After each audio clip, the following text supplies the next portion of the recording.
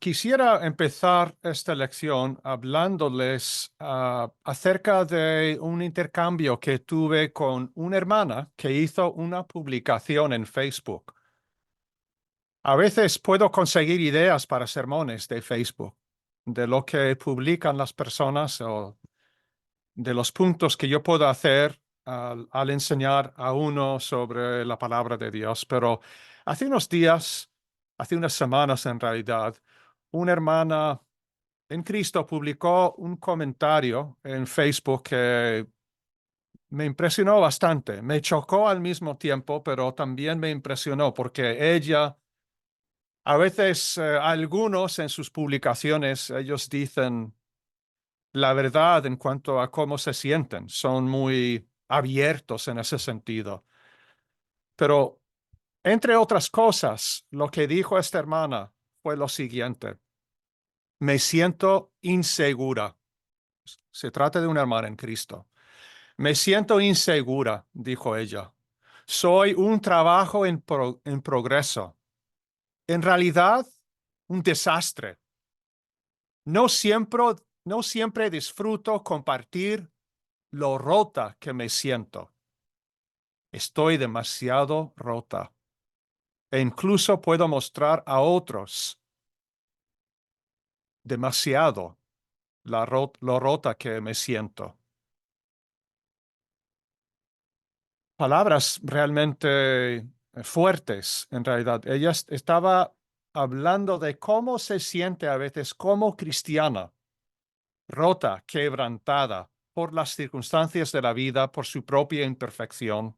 Me siento insegura, ella dijo eso. Soy un trabajo en progreso, en realidad un desastre.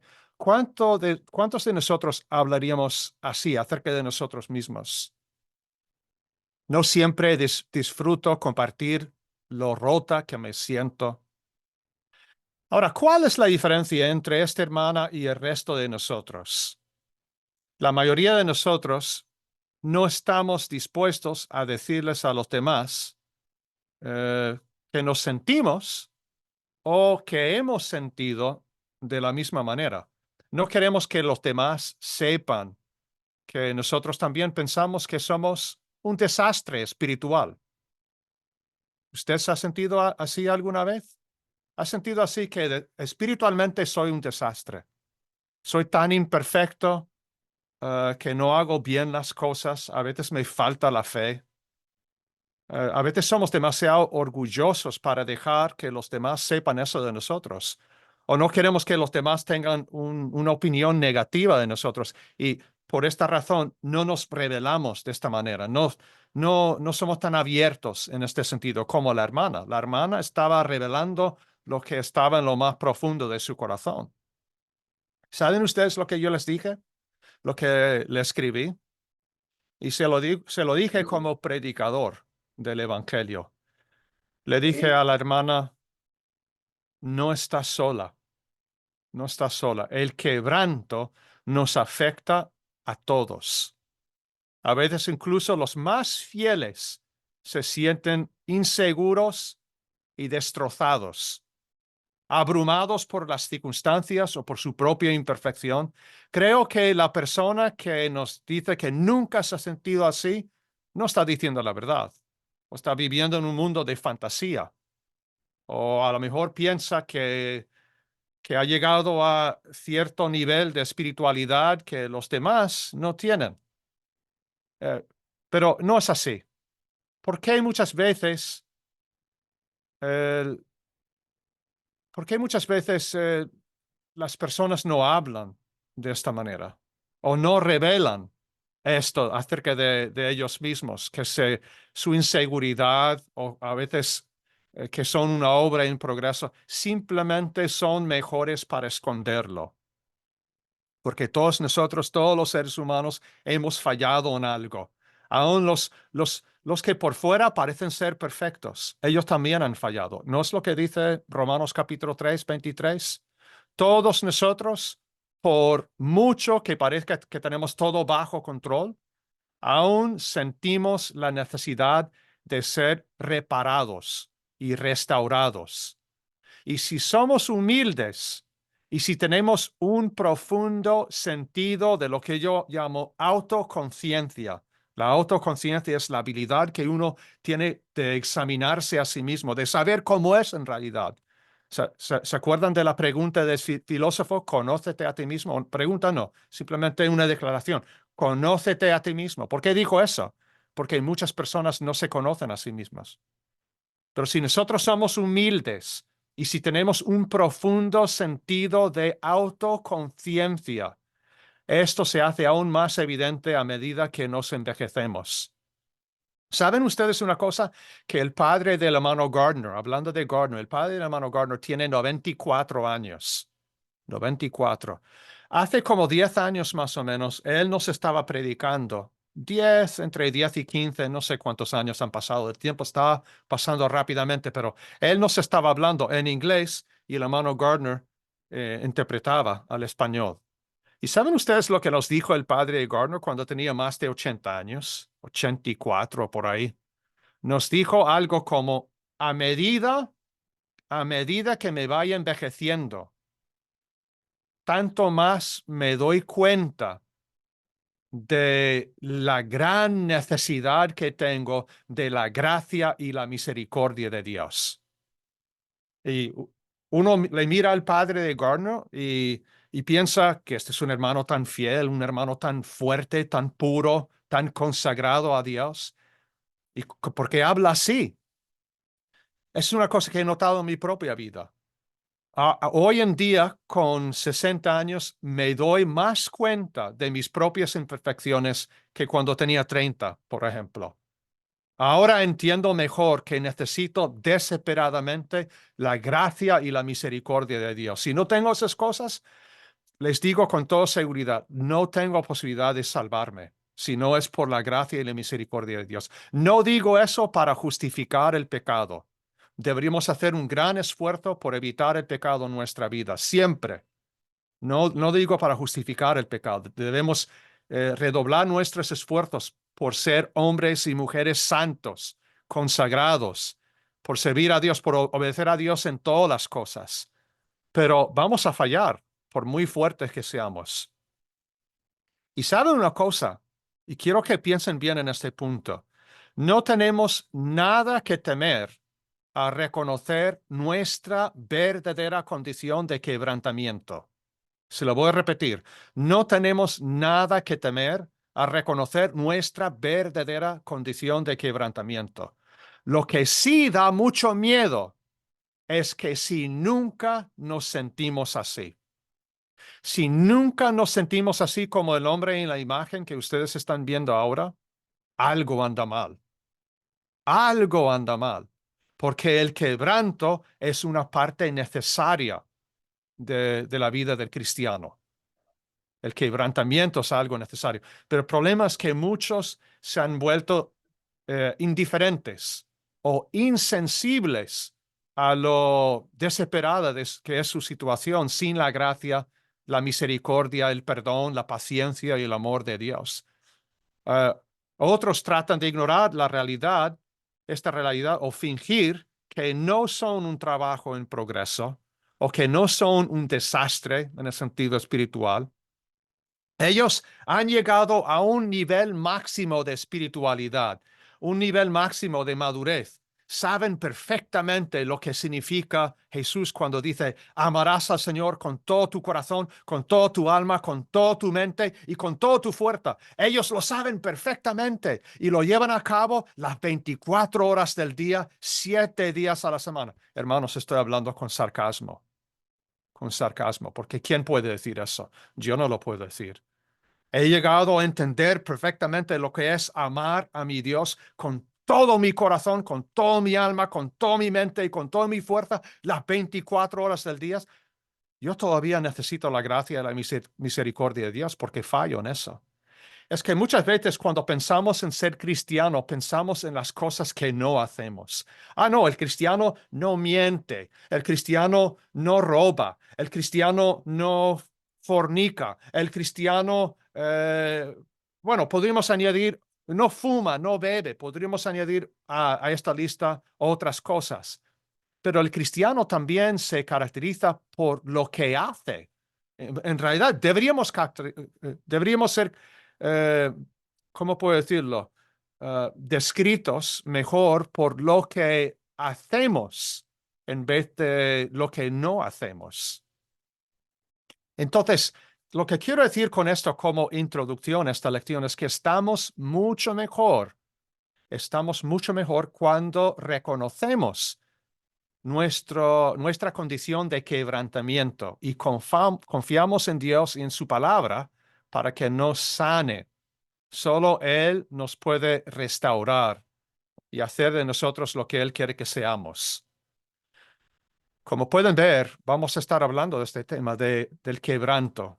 Ya hemos hablado de la publicación de esta hermana y de nuevo ella se abrió el corazón y, y habló de lo que siente en lo más profundo de su ser. Muchas veces no hacemos eso porque queremos que los demás tengan una opinión más alta de nosotros. Pero ella reveló lo que había en su corazón y yo creo que todos nosotros en un momento u otro hemos sentido lo mismo. ¿Qué es el quebrantamiento? Vamos a definirlo. El quebrantamiento a los ojos de Dios es ser tan aplastado por el pecado o tan abrumado por el pecado y los problemas de la vida que reconocemos que no hay otro lugar al que recurrir sino a Dios.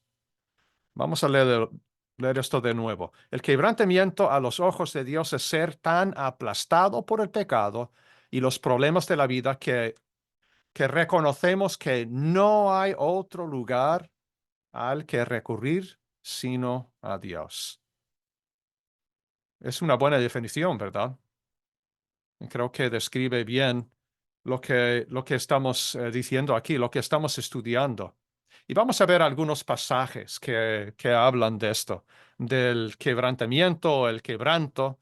Vamos a ir primero a los Salmos. Vamos a ir a Salmo capítulo 145, perdón, Salmo 147 y el versículo 3. Salmo 147 y el versículo 3. Hablando de Dios, dice que Él sana a los quebrantados de corazón y venda sus heridas. Dios sana a los quebrantados de corazón. ¿Ustedes se acuerdan de la historia?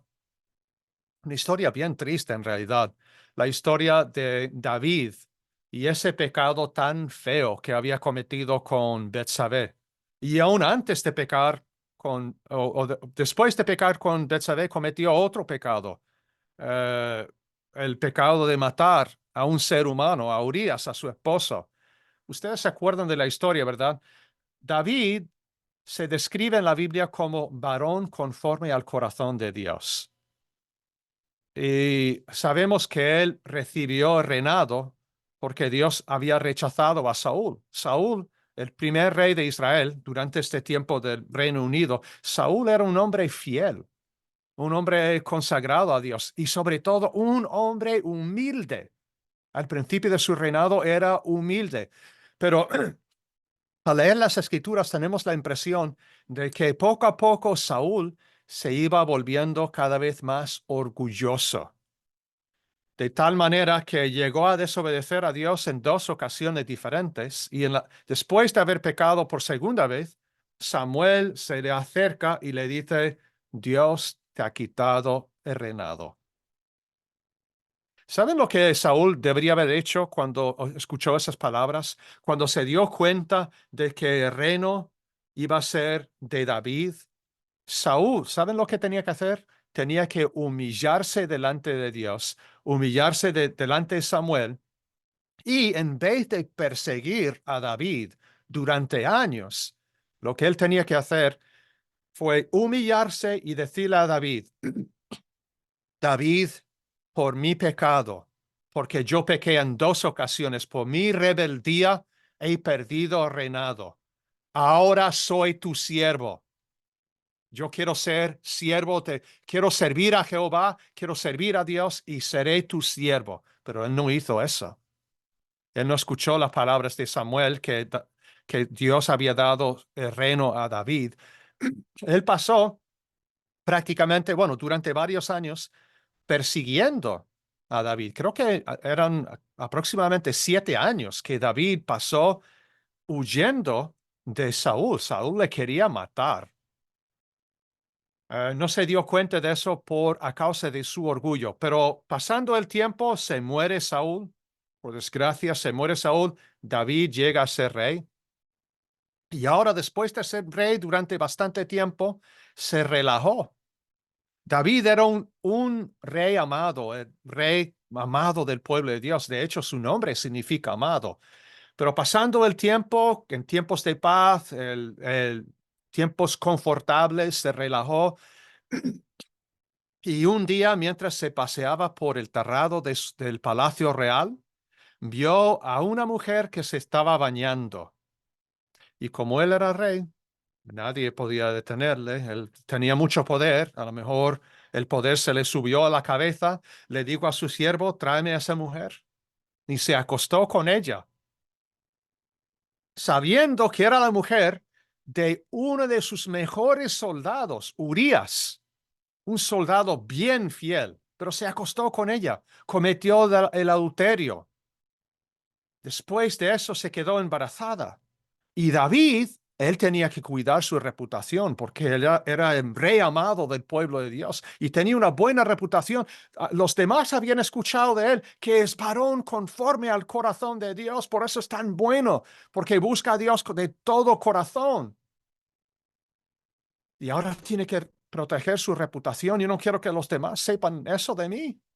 No, no, no, no, ni hablar, ni hablar. Mira, Urias, vete a tu casa, pásatelo bien con tu esposa, pasa un tiempo con ella, para que él pensara, después de haberse tenido relaciones con ella, para que él pensara que el hijo es mío. No, ¿qué es lo que dijo Urias? Ni hablar.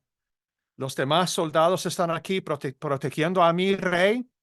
¿Y acaso yo voy a irme a mi casa a pasarlo bien con ella? No, no, no, no, yo me quedo aquí. Era un siervo bien fiel, un soldado bien fiel de David. No, no, yo me quedo aquí. Entonces, el plan de David se volvió más malvado. Le dijo, llévele a la parte más caliente de la batalla. Cuando vosotros os estáis enfrentando con los enemigos, Amón en este caso, los amonitas, llévele a la parte más caliente de la batalla y dejadlo solo, lo cual hicieron. Creo que Joab y los demás hicieron eso, siguieron las instrucciones del rey. No deberían haberlo hecho, pero lo hicieron y se murió Urías. A lo mejor David, razonando humanamente, pensaba, bueno, en realidad yo no lo maté, yo no lo maté. Fueron los amonitas, ellos, o los amorreos, no me acuerdo del pueblo. Ellos lo hicieron, yo no. Pero fíjense si vamos a 2 de Samuel ahora, de la conversación que tuvo Natán en 2 de Samuel capítulo 12 y el versículo 1, la conversación que Natán tuvo con David. Y ustedes seguramente han leído esto en otras ocasiones, pero vamos a leerlo de nuevo. Y dice así la palabra de Dios. Estoy leyendo de la Biblia de las Américas. Entonces el Señor envió a Natán a David y vino a él y le dijo, había 2 hombres en una ciudad, el uno rico y el otro pobre. El rico tenía muchas ovejas y vacas, pero el pobre no tenía más que una corderita que él había comprado y criado, la cual había crecido junto con él y con sus hijos. Comía de su pan, bebía de su copa y dormía en su seno, y era como una hija para él. Vino un viajero al hombre rico, y éste no quiso tomar de sus ovejas ni de sus vacas para preparar comida para el caminante que había venido a él. sino que tomó la corderita de aquel hombre pobre y la preparó para el hombre que había venido a él. Y fíjense en la reacción de David al escuchar esta parábola, esta historia. Dice el texto, y se encendió la ira de David en gran manera contra aquel hombre. Y dijo a Natán, vive el Señor, que ciertamente el hombre que hizo esto merece morir y debe pagar 4 veces por la cordera, porque hizo esto y no tuvo compasión. Entonces Natán dijo a David, tú eres aquel hombre. Así dice el Señor, Dios de Israel. Yo te ungí rey sobre Israel y te libré de la mano de Saúl. Yo también entregué a tu cuidado la casa de tu Señor y las mujeres de tu Señor. David tenía más de una mujer. David tenía varias mujeres. Eso no fue el plan de Dios, la poligamia, pero Dios lo toleraba. El plan de Dios es una mujer para un hombre. Pero Dios toleraba eso. Él tenía varias mujeres. ¿Cuántas mujeres tenía Urías? Una sola. Y la quería como una corderita. Dice, yo también te entregué a tu cuidado la casa de tu Señor y las mujeres de tu Señor. Y te di la casa de Israel y de Judá. Y si eso hubiera sido poco, te hubiera añadido muchas cosas como estas. ¿Por qué has despreciado la palabra del Señor, haciendo lo malo a sus ojos? Has matado a espada a Urías Eteo. A lo mejor David pensaba durante semanas, días, semanas, quizás meses. Yo no lo maté. Los amonitas lo hicieron. Los amonitas. Yo no. Yo soy libre. Yo soy. No. Dios le dice, tú has matado a espada a Urías Eteo. Has tomado a su mujer para que sea mujer tuya y lo has matado con la espada de los hijos de Amón. Ahora pues, la espada nunca se apartará de tu casa. El pecado trae consecuencias muy malas. La espada nunca se apartará de tu casa, porque me has despreciado y has tomado la mujer de Urías Eteo para que sea tu mujer. Así dice el Señor. He aquí, de tu misma casa levantaré el mal contra ti, y aún tomaré tus mujeres delante de tus ojos, y las daré a tu compañero, y éste se acostará con tus mujeres a plena luz del día. Qué feo es eso, feísimo. Dice versículo 12, en verdad tú lo hiciste en secreto, pero yo haré esto delante de todo Israel y a plena luz del sol.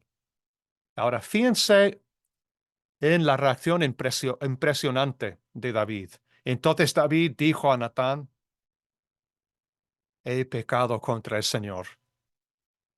Y Natán dijo a David, el Señor ha quitado tu pecado, no morirás. David, pese a este pecado tan feo que cometió de acostarse con Betsabé y después matar a su esposo, en el fondo, yo le sugiero que en el fondo, pese a este pecado, era varón conforme al corazón de Dios. No en cuanto a estos pecados, ni hablar, pero él tenía un deseo de conocer a Dios, de servirle, pese a esta maldad que había cometido. Por esta razón, cuando Natán le dice que tú eres aquel hombre, David dice enseguida, he pecado. He pecado en contra del Señor. Dice versículo 14, sin embargo, por cuanto con este hecho has dado ocasión de blasfemar a los enemigos del Señor, ciertamente morirá el niño que te ha nacido. Y Natán regresó a su casa y el Señor hirió al niño que la viuda de Urías dio a David y se puso muy enfermo. Y ahora quiero que presten una atención especial a lo que dice a continuación en el versículo 16. David rogó a Dios por el niño y ayunó. Y fue y pasó la noche acostado en el suelo. Si ustedes piensan que David se acostó en el suelo solamente porque el niño se iba a morir, eso es solamente una cosa. David en este momento se sentía seguramente bien aplastado por el pecado y por esas circunstancias que él había creado. Él estaba pensando más adelante, mis hijos se van a acostar con mis mujeres a pleno luz del día. ¿Por qué? Por el ejemplo de su padre. Él estaba pensando en un montón de cosas. Mi pecado. Yo recuerdo cuando vivía en Sevilla, recuerdo que el hermano Jorge Sánchez me prestó algunos vídeos de personajes bíblicos. Ustedes saben que en esos vídeos siempre añaden cosas que no concuerdan con lo que dice la Biblia, pero me acuerdo de algo que me impactó mucho en uno de esos videos. Era el video sobre David y se ve la escena de Natán que va a hablar con David y en la próxima escena se ve la imagen de un hombre tirado en el suelo, con la cara en el suelo así, con los brazos abiertos, con la cara en el suelo, llorando como un niño chico. ¿Por qué hacía eso? Y creo que eso no sería muy lejos, no estaría muy lejos de la verdad. ¿Por qué hacía eso? Porque se sentía abrumado, aplastado por la gravedad de su condición, sus pecados. Se sentía muy imperfecto, un desastre espiritual. Y saben una cosa, que él escribe acerca de cómo se sentía en Salmo 51. Vamos a ver eso ahora mismo. Salmo capítulo 51 o Salmo 51. Todo el capítulo tiene que ver con cómo se sentía David después de haber cometido este pecado. Fíjense lo que dice la primera parte de este capítulo. Para el director del coro, este es un sobrescrito. Tengo entendido que los sobrescritos que aparecen aquí en negrita no son parte del texto original, son cosas puestas por los escribas para describir lo que viene a continuación. Así, tengo entendido eso. No estoy muy seguro en cuanto a eso, pero creo que no es parte del texto. Pero fíjense lo que pone para el director del coro, Salmo de David, cuando después que se llegó a Betsabé, el profeta Natán lo visitó. ¿Cómo se sentía David después de esa visita de Natán? ¿Qué es lo que pasaba por su mente? Pues aquí tenemos la respuesta. Fíjense lo que dice. Ten piedad de mí, oh Dios, conforme a tu misericordia, conforme a lo inmenso de tu compasión. Borra mis transgresiones. Lávame por completo de mi maldad y límpiame de mi pecado. Antes a lo mejor echaba la culpa a los amonitas, ellos lo hicieron, ¿no? Ellos son los malos de la película. No, él no hace eso. Yo soy el malo de la película. Yo he pecado. Yo he pecado. Yo recuerdo que leí esto hace unos años. Había un evangélico, un predicador protestante bastante famoso del siglo XIX, si recuerdo bien. Se llamaba G.K. Chesterton. G.K.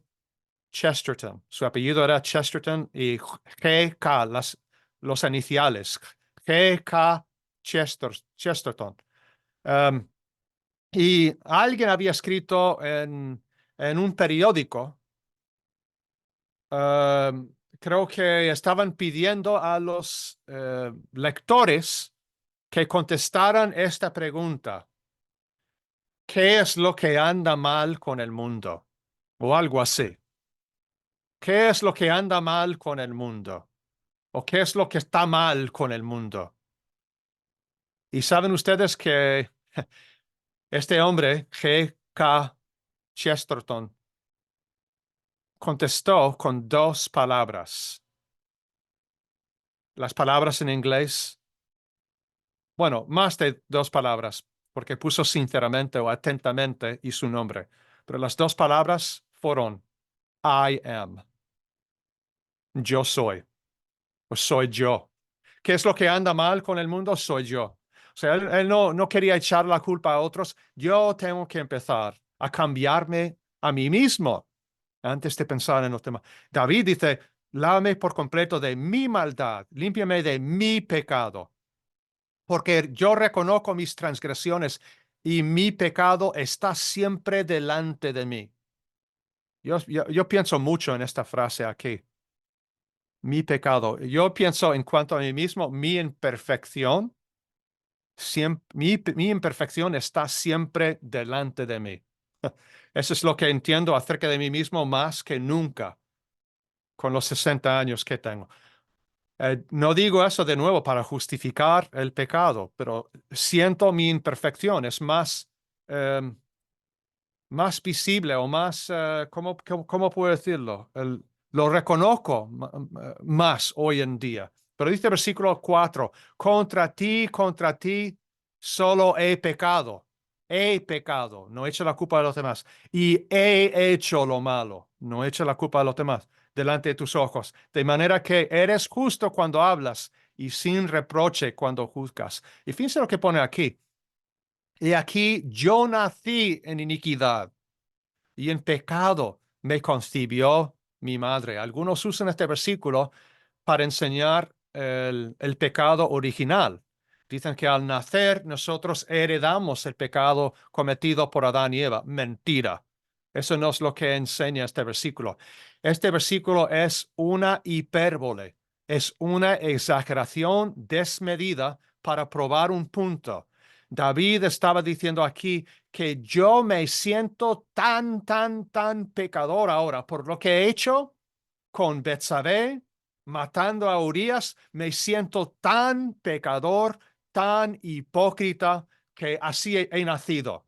Yo he sido pecador desde el vientre de mi madre, que no es verdad eso, ¿verdad? Porque él nació inocente, libre de pecado.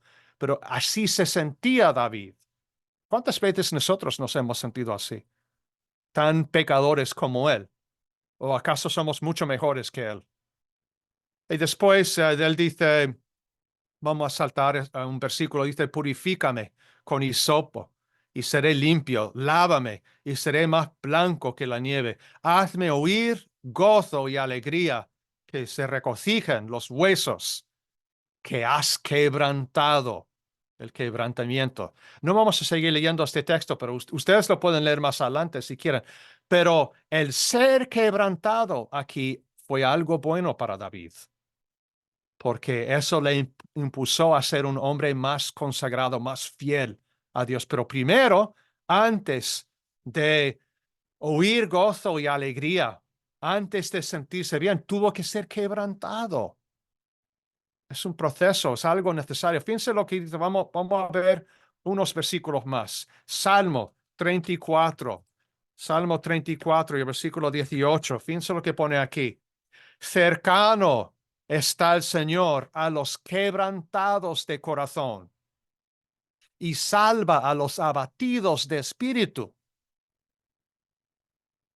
¿Te has sentido quebrantado de corazón alguna vez? ¿O quebrantado de corazón? Espero que sí. Porque aquí está el punto.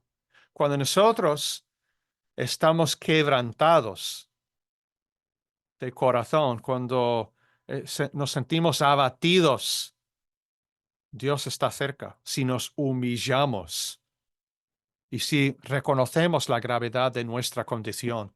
Fíjense lo que dice Isaías capítulo 66 y el versículo 2. Vamos a prestar atención sobre todo a la segunda parte de este versículo. Pero dice Dios aquí, todo esto lo hizo de mi mano. Así todas estas cosas llegaron a ser, declara el Señor. Pero fíjense lo que dice la segunda parte. Pero a este o a esta persona, a este miraré, al que es humilde y contrito de espíritu y que tiembla ante mi palabra. ¿Ven ustedes que el ser quebrantado, el quebrantamiento puede ser algo positivo en nuestra vida si reconocemos la gravedad de nuestra situación? A veces, de nuevo, nos sentimos eh, el quebrantamiento a causa nos sentimos aplastados a causa de nuestros pecados. Y en otras ocasiones nos sentimos aplastados por las circunstancias A lo mejor no hemos pecado, es solamente tenemos problemas físicos, problemas económicos, problemas en la escuela, en el trabajo, problemas en la iglesia. Nos sentimos abrumados, aplastados. ¿Cuál debe ser la reacción? El quebranto. El quebrantamiento es algo bueno. Caernos de rodillas y pedir la misericordia, la compasión de Dios. Vamos a ver lo que dice Joel. Joel capítulo 2 y el versículo 13. Dice, y fíjense, esta frase es impresionante. Rasgad vuestro corazón y no vuestros vestidos. Rasgad vuestro corazón y no vuestros vestidos. Volved ahora al Señor, vuestro Dios, porque Él es compasivo y clemente, lento para la ira y abundante en misericordia, y se arrepiente de infligir el mal. Rasgad vuestro corazón y no vuestros vestidos. ¿Saben ustedes por qué Joel dice eso? Porque los judíos, en señal de profundo duelo, tenían la costumbre, cuando a lo mejor se enteraron de la destrucción del templo o de otra cosa así grande y grave, tenían la costumbre de rascarse los vestidos en señal de profundo duelo. Pero a veces hacían eso y por dentro no sentían casi nada. En realidad eso fue una demostración externa, cuando en realidad no reflejaba lo que había en su corazón. La tristeza que ellos tenían que ser, el quebranto, no quebrantados por fuera solamente, por dentro también. Y eso me recuerda lo que dijo Jesús en el Sermón del Monte. En Mateo capítulo 5, ustedes se acuerdan que el Sermón del Monte se relata, se suele llamar el Sermón del Monte, se relata en los capítulos del 5 al 7 de Mateo. Y el versículo 3 es la primera bienaventuranza. Yo creo que esta bienaventuranza sirve como fundamento para las demás. Dice Cristo aquí, bienaventurados los pobres en espíritu, porque de ellos es el reino de los cielos. Hemos dicho en otra ocasión que los pobres en espíritu se refiere a los que se sienten en la bancarrota espiritual.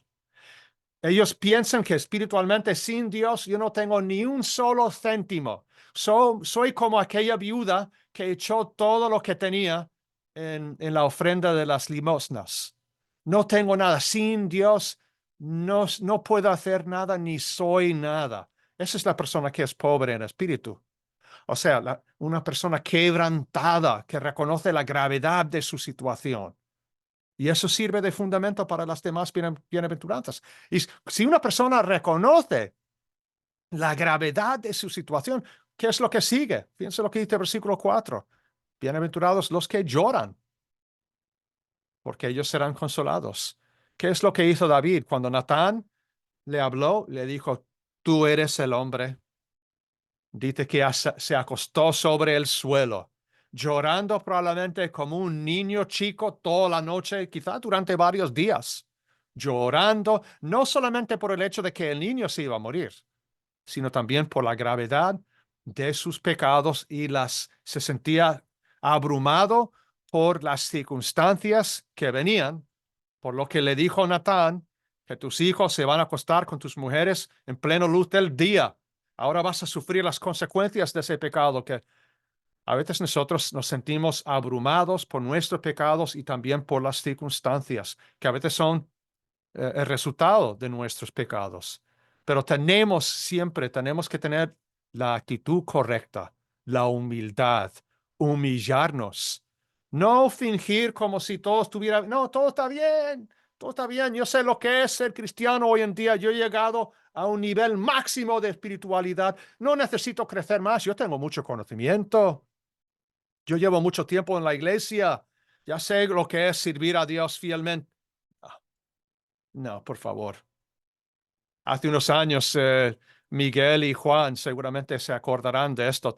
En dos hermanas se reunía con nosotros un hermano que tenía mucho conocimiento, tenía una biblioteca muy grande, muchos libros, pero su vida personal era un desastre.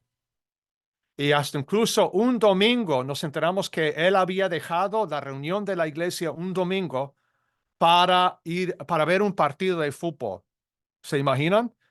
Este hermano tenía mucho conocimiento, había sido predicador en otra parte de España, si recuerdo bien. Y entonces cuando hablé con él acerca de eso, y le dije, hermano, eso no es correcto. Me dijo, Jerry, ¿tú tienes una tarjeta de crédito? ¿Tienes una tarjeta de crédito? Y yo estaba pensando que, ¿por qué me está hablando? ¿Tienes una tarjeta de crédito? Digo, sí, tengo tarjeta de crédito. Pues Romanos dice, no debáis nada a nadie. ¿Por qué me decía eso?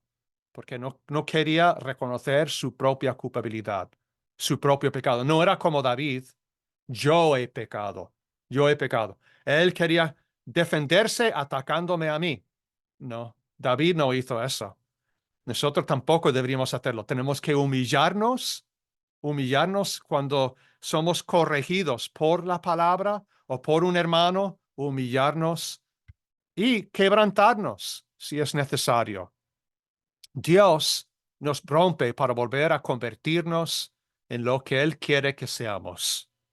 Vamos a ver un par de textos más y voy a concluir dentro de muy poco, pero en Isaías capítulo 64 y el versículo 8, pienso lo que pone aquí, más ahora, oh Señor, tú eres nuestro Padre, nosotros el barro, y tú nuestro alfarero, obra de tus manos, somos todos nosotros.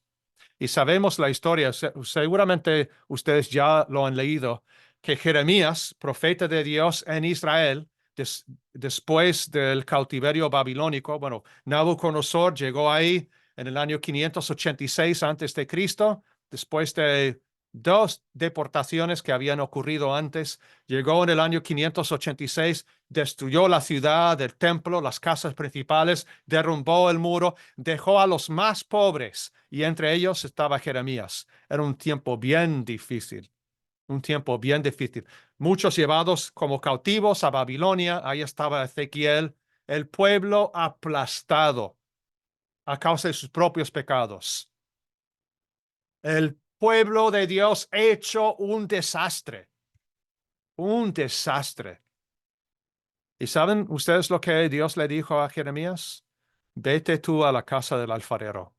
Y al llegar Jeremías, él estaba haciendo un jarrón o algo con el barro y de repente la cosa se deshace en sus manos y volvió a hacer del barro lo que estaba haciendo, volvió a hacerlo. Y entonces Dios le dijo, más o menos de forma resumida, ¿has visto lo que pasó con el alfarero? Yo puedo hacer lo mismo con el pueblo de Dios. Sí, ellos han sido quebrantados. Han sido quebrantados a causa de sus pecados, a causa de las circunstancias, están sufriendo las consecuencias de sus pecados y son ahora como un jarrón partido en 1000 pedazos. Están hechos un desastre, hechos polvo, pero yo les puedo volver a hacer. Y puedo hacer lo mismo contigo, Jeremías, y con todos los de remanente, todos los que son de mi pueblo. Y fíjense lo que dice Pablo a Timoteo, en 2 Timoteo capítulo 2, versículo 20. Él dice, ahora bien, en una casa grande, no solamente hay vasos de oro y de plata, sino también de madera y de barro, unos para honra y otros para deshonra. Ahora, el pueblo de Dios se había convertido en un vaso para deshonra. ¿Sabes lo que es un vaso para deshonra? Aquí en Estados Unidos, en el oeste, hace años, cuando los hombres siempre masticaban el tabaco, esos vaqueros masticando el tabaco, tenían un jarrón que ponían en el suelo y ahí escupían. Es un vaso para deshonra. El pueblo de Dios había llegado a ser vaso para deshonra, pero fíjense lo que dice Pablo a Timoteo. Por tanto, si alguno se limpia de estas cosas, ¿qué cosas? Dice en el versículo 19 que se parte de la iniquidad todo aquel que menciona el nombre del Señor. Entonces, si alguno se limpia de la iniquidad, será un vaso para honra, santificado, útil para el Señor, preparado para toda buena obra. Pero a veces, antes de llegar a ser vaso de honra, tienes que ser quebrantado. Es un proceso que ocurre en la vida de los cristianos. Y eso en realidad es lo que Dios desea. Porque 2 de Corintios, capítulo 7 y el versículo 10, 2 de Corintios, capítulo 7, versículo 10, dice que la tristeza, fíjense lo que dice aquí, la tristeza que es conforme a la voluntad de Dios. ¿Dios quiere que estés triste? Sí, en algunas ocasiones. Algunos dicen, no, Dios quiere mi felicidad. Eso es lo que quiere. No, Dios quiere tu santidad. Eso es lo que quiere. Quiere tu santidad sobre todo. Y si tienes que entristecerte, eso es lo que Dios quiere. Es la tristeza que es conforme a la voluntad de Dios, produce un arrepentimiento que conduce a la salvación. Él quiere la tristeza por sus resultados. Y terminamos con esto. Y gracias por su paciencia. Yo sé que esta lección ha sido un poco larga porque empezamos un poco tarde, pero quiero que presten una atención especial a estos textos aquí. En Proverbios capítulo 29 y el versículo 1. Proverbios 29, 1.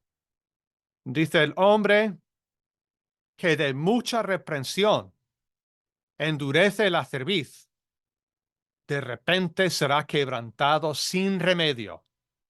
Hermanos y amigos, yo no quiero ser quebrantado así. No, no, gracias. No quiero estar tan lleno del orgullo, del egoísmo, de mí mismo, de mi dinero, de todo lo que tengo y despreciar a los demás de tal manera que un día voy a ser quebrantado, pero va a ser un quebrantamiento sin remedio. No, yo no quiero eso. El quebrantamiento que ofrece Dios es con remedio si nos humillamos delante de Él. Y fíjense lo que dice Hebreos capítulo 3 y el versículo 15. Hebreos 3:15. En cuanto se dice, si oís hoy su voz, no endurezcáis vuestros corazones como en la provocación. Dios quiere que seamos quebrantados. Es para nuestro bien, que reconozcamos la gravedad de nuestros pecados y que nos humillemos, tal como hizo David después de hablar con Natán. Gracias, muchas gracias por su atención.